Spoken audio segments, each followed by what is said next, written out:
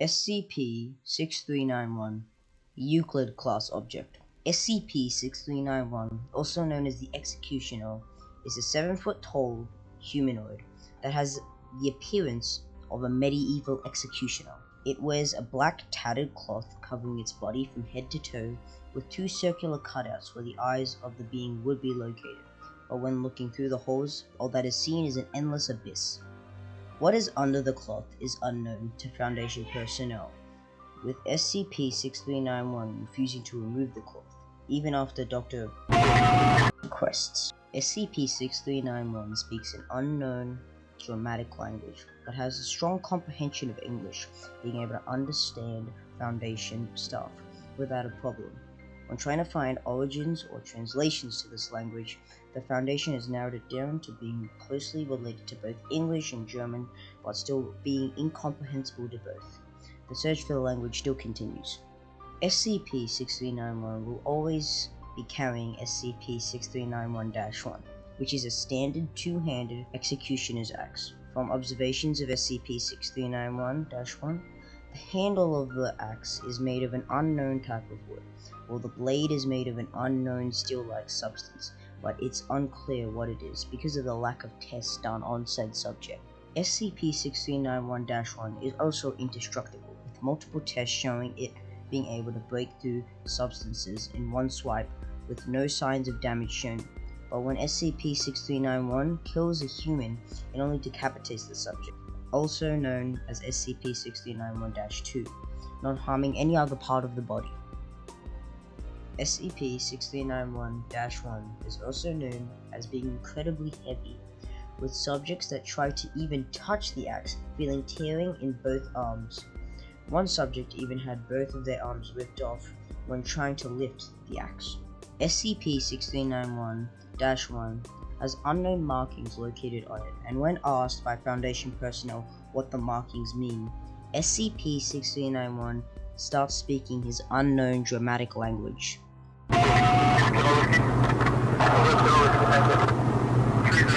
Containment procedures include a cell that is 5 meters long, 3 meters wide, and 4 meters high.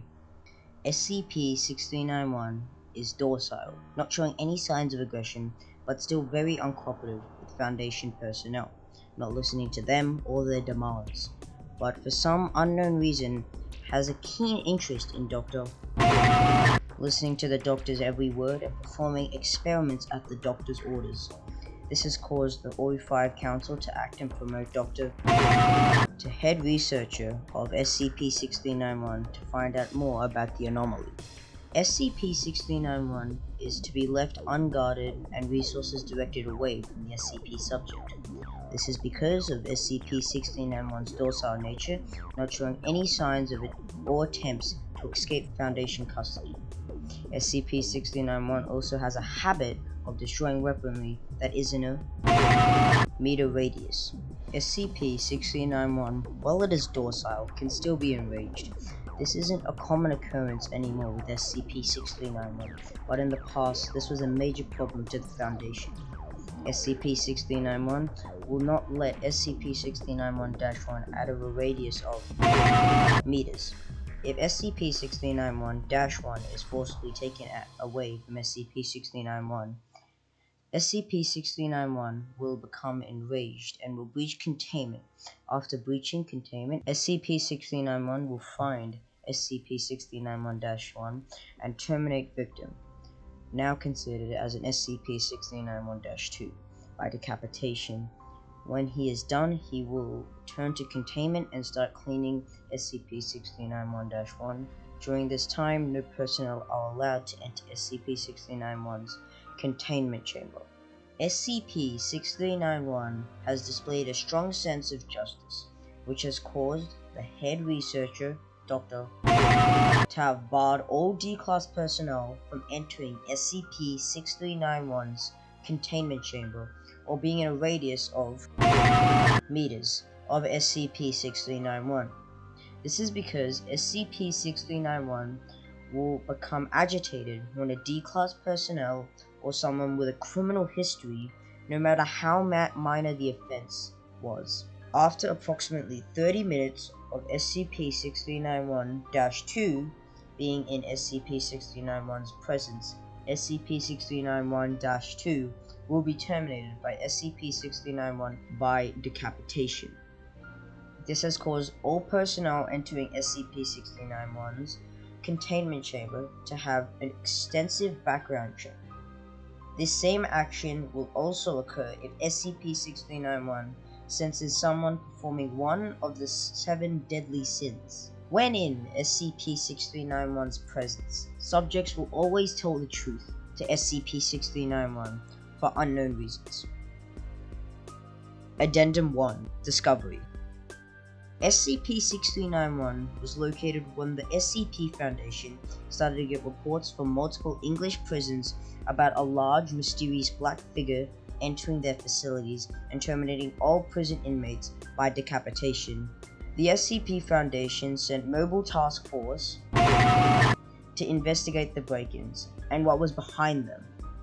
When the task force reached the facility, they found signs of forced entry, with the gate of the prison being torn open. The task force entered the prison and found the inmate cell block. Every door was forced open, with the bars being bent, and inside of the inmates were found dead, terminated by decapitation. The team moved forward, seeing that the same fate was also in store for the other inmates of the prison. Decapitated bodies and blood littered the ground, as one cadet stated. The MTF finally found the location of SCP-6391, eating raw meat, which was first thought to be human flesh, with SCP-6391-1 laying next to him, completely clean without a trace of blood. The task force opened fire on SCP-6391, which prompted SCP-6391 to run towards the team and snatch all their guns, bending their barrels, and rendering them useless. The team just watched, terrified about their fate that was to come, but SCP-6391 just sat back down and resumed eating like nothing had happened. After watching SCP-6391 slowly bite down on the pieces of meat, the MTF commander signaled the team to move towards SCP-6391 and contain it. This got an immediate response from SCP-6391, who scoffed down the rest of his bloody red meat and moved towards the commander. He spoke to the commander in a heavy and thick accent with a deep voice. The words coming out of SCP-6391's mouth were incomprehensible to the MTF commander, but he proceeded to listen to not disturb the unknown anomaly. SCP-6391 saw the commander's lack of understanding and started to walk towards the direction of the exit of the prison. The MTF squad followed behind to keep an eye on the creature and watched for signs of aggression. SCP-6391 left the building, with the MTF following close behind. It walked into the Foundation's containment unit allocated for its transport and entered Foundation custody.